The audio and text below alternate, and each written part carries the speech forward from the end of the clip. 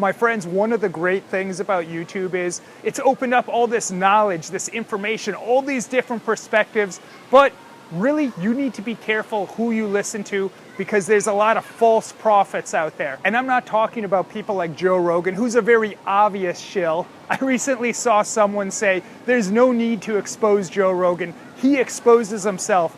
But there's people out there that are much more dangerous, much more intentionally disingenuous. And then there's other people out there that people are putting their faith in that even though they're not bad, it's not really the appropriate person to put your faith in. Ultimately, you don't want to believe in any one person. You want to believe in ideals. Steven Crowder is a guy that I really like and enjoy what he does. He's a really great comedian and entertainer, but you have to keep in mind, that's exactly what he is, and all he is a comedian and entertainer, and you can enjoy him for what he is. I see a lot of the comments on his videos where people, they're looking at him as some kind of leader. But ultimately, this is just this guy's business. This is all he cares about. He wants to make money for him and his family, and there's nothing wrong with that. But you just have to understand that. And I once heard him say that the reason he started doing what he's doing is because he'd look at shows like The Daily Show, and they were comedy shows, but very liberal, and he wanted to provide a conservative version of that.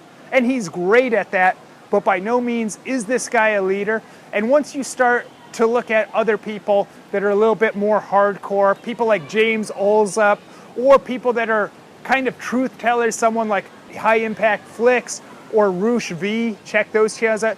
They're truth tellers. They expose a lot of the things about society, whether it's right wing or left wing. Yeah, mostly obviously it's left wing stuff, but those guys can be looked at more as truth tellers. But once again, don't put your faith, all of it, in those guys. Listen to what they have to say and let them challenge your beliefs and learn from them and then form your own conclusions. Believe in your ideas. That's where you want to put your faith in. And ultimately, the worst of YouTube is the false prophets. The people like Jordan Peterson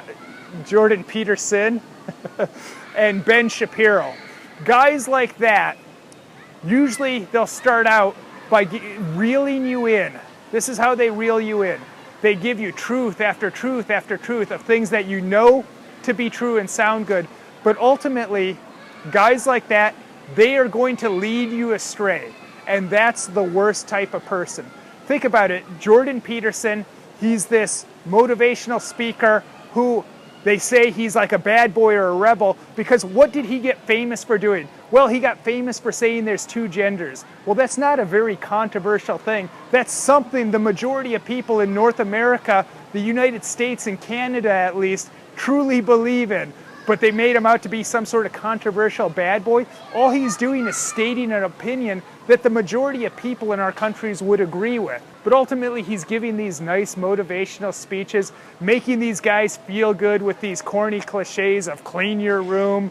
But ultimately, he's going to use his influence to do things like he's done before, such as say that someone like Brett Kavanaugh should step down if confirmed just because he's had false allegations. Now, is that something that we should be telling young men? That anytime they're accused of something, instead of fighting it, they should just give the other side what they want, even if it's a flat-out lie?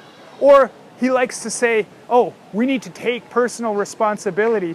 But when there was the synagogue shooting, he blamed people on Twitter. He went out and blamed people that used the 3 brackets meme, as if they had anything to do with that. And you have people like Ben Shapiro, who's another terrible false prophet. This guy too, he got famous for wrecking feminists and a lot of young, conservative, masculine guys. They want to jump on board his ship. But think about that. How hard is that to win a debate against a feminist? That's like winning a one-on-one basketball game against a girl. It's not really a challenge. It's not something that you should necessarily admire something for because they did something easy. We admire people that do things that are hard to do, not do those easy things. And Ben Shapiro, who does he ultimately care about? He doesn't care about you. This is a guy that debated Tucker Carlson, and he would be okay making 10% of our workforce instantly unemployed as long as it would save corporations a little bit more. This guy would cut 10% of American workers just to save corporations a tiny amount so they can profit more. And of course, Ben Shapiro, also preaches against ethnic nationalism. But have you seen this guy read his DNA results?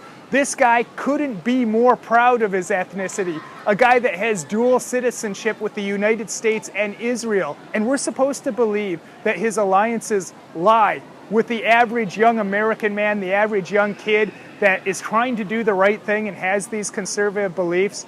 So be very careful about these false prophets and these guys that are telling you what you want to hear, giving you good messages.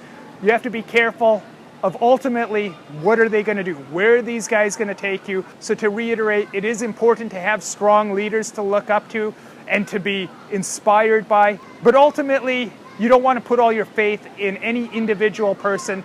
You want to believe in your ideals.